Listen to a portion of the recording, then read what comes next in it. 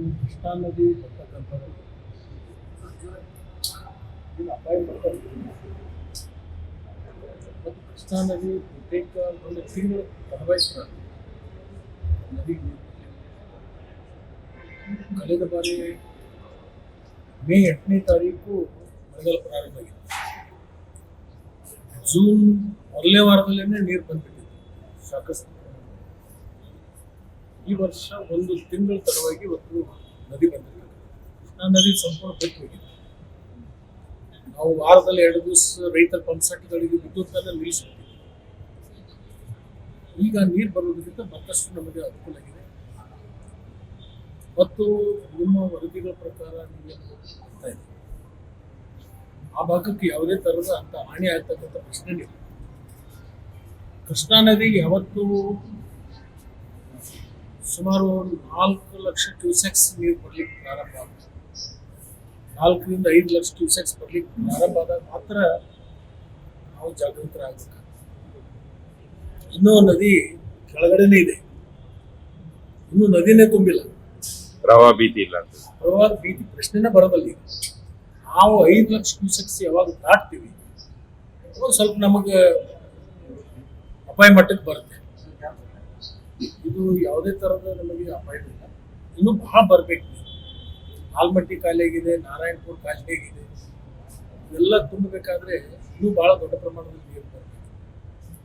ಇನ್ನೂ ಅವು ತುಂಬ್ತಾವಿಲ್ಲ ಅಂತಕ್ಕಂಥ ನಾವು ಒಂದು ಆಲೋಚನೆಯಲ್ಲಿ ಇದ್ದೀವಿ. ಯಾಕಂತಂದ್ರೆ ತಡವಾಗಿ ಒಂದು ತಿಂಗಳು ತಡವಾಗಿ ನೀರು ಬರೋದ್ರಿಂದ ಆಲಮಟ್ಟಿ ಮತ್ತು ನಾರಾಯಣಪುರ ಪ್ರಮುಖ 2 ನಮ್ಮ ಡ್ಯಾಮ್ಗಳು, ಅದರ ಮಧ್ಯದಲ್ಲಿ ಇಬ್ಬರಿಗೆ ಒಂದು ಬರುತ್ತೆ.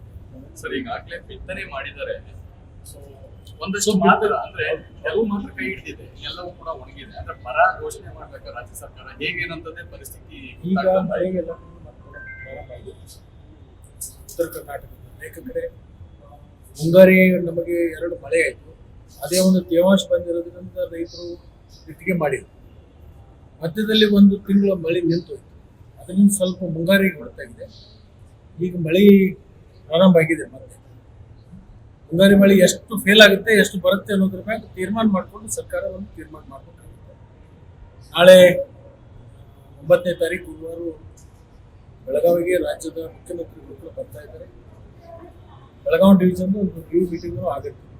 ಆ ಸಂದರ್ಭದಲ್ಲಿ ಕೂಲಂಕಷವಾಗಿ ಚರ್ಚೆ ಮಾಡ್ತಾರೆ. ಸಂಪುಟ ವಿಸ್ತರಣೆ ಆಗ್ಬೇಕು ಅನ್ನೋ ಕೂಗು ಕೇಳಿ ಬರ್ತಾ ಇದೆ, ಲೇಟ್ ಆಗ್ತಾ ಇದೆ ಅಂತ ಹೇಳಿ. ನೀವು ಕೂಡ ಆಕಾಂಕ್ಷಿ ಇದ್ದೀರಿ. 2024ರಲ್ಲಿ ಯಾವ ಪಕ್ಷ ಅಧಿಕಾರಕ್ಕೆ ಬರುತ್ತೆ ಎಲ್ಲ ಶಾಸಕರು ಆಕಾಂಕ್ಷಿಗಳಿದ್ದೇವೆ. ಅದನ್ನ ತೀರ್ಮಾನ ಮಾಡೋದು ರಾಷ್ಟ್ರೀಯ ಪಕ್ಷಗಳು ಯಾವಾಗಲೂ ಹೈಕಮಾಂಡ್ ಮತ್ತು ಮುಖ್ಯಮಂತ್ರಿಗಳು, ರಾಜ್ಯದ ಅಧ್ಯಕ್ಷರು ಒಟ್ಟಿಗೆ ತೀರ್ಮಾನ ಮಾಡ್ತಕ್ಕಂಥ ಕಾಲ. ಬಹುತೇಕ 10 ರಿಂದ 15 ತಾರೀಕು ಮಾಡ್ಬೋದು ಅಂತಕ್ಕಂಥ ನಿರೀಕ್ಷೆ. ಡೆಲ್ಲಿಗೆ ಏನಾದ್ರು ಹೋಗ್ತಾ ಇದ್ರು? ಇಲ್ಲಿವರೆಗಿನ ಆಲೋಚನೆ ಮಾಡಿಲ್ಲ. ಕುಮಾರಸ್ವಾಮಿ ಅವರು ಇತ್ತೀಚೆಗೆ ಅಂದ್ರೆ ರಾಜ್ಯದ ವಿಚಾರದಲ್ಲಿ ತೀರಾ ಕಾಳಜಿ ಮುತುವರ್ಜಿ ವಹಿಸಲು ಶುರುವಾಗಿದೆ. ನಾನು ಒಂದ್ಸರಿ ನೀವು ಕೇಳಿದ್ರಿ ಅಂತ ಅನ್ಕೊಂಡಿದ್ದೀನಿ. ವಿಧಾನಸಭೆಯಲ್ಲೇನೆ ಇನ್ನೂ JDS ಮತ್ತು BJP ಅಲೈನ್ಸ್ ಆಗಿರಲಿಲ್ಲ. GT ದೇವೇಗೌಡರು ಅವಾಗ ಇನ್ನೂ ನಾನು ಸಂದರ್ಭ ಬಂದಿತ್ತು. ಅವಾಗೇನಾಗಿತ್ತಂದ್ರೆ ಭಾರತೀಯ ಜನತಾ ಪಕ್ಷದ ಅಧ್ಯಕ್ಷರ ಆಯ್ಕೆ ಆಗಿರಲಿಲ್ಲ, ವಿರೋಧ ಪಕ್ಷ ನಾಯಕರು ಆಯ್ಕೆ ಆಗಿರಲಿಲ್ಲ.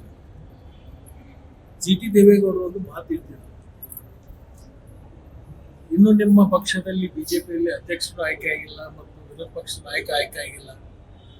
ಸೌದಿ ಅವರು ಬಹಳ ದಿವಸದಿಂದ ಆ ಪಕ್ಷದಲ್ಲಿ ಇದ್ರು, ಅವ್ರಿಗೆ ಏನಾದ್ರು ಮಾಹಿತಿ ಇರ್ಬೋದು ಅನ್ನೋ ಪ್ರಶ್ನೆ ನಾನು ಕೇಳಿದ್ರು. ಅವಾಗ ನಾನು ಹೇಳಿದ್ದೆ, ಸ್ವಲ್ಪ ದಿವಸದಲ್ಲಿ ಡೆಪ್ಯುಟೇಷನ್ ಆಗಿ ಕುಮಾರಸ್ವಾಮಿ ಕಳಿಸ್ಕೊಳ್ತಾರೆ, ಆಮೇಲೆ ಮುಂದೆ ಅದ್ರ ಬಗ್ಗೆ ಆಲೋಚನೆ ಆಗ್ತದೆ ಅಂತ ಹೇಳಿದ್ದಾರೆ. ಬಹುತೇಕ ಅವತ್ತು ನಾನು ಹೇಳಿದ್ದು ಇವತ್ತು ಎಲ್ರಿಗೂ ಅದು ಮನವರಿಕೆ ಆಗಿದೆ ಅಂತ ನಾನು ಅನ್ಕೊಂಡಿದ್ದೆ. Thank you.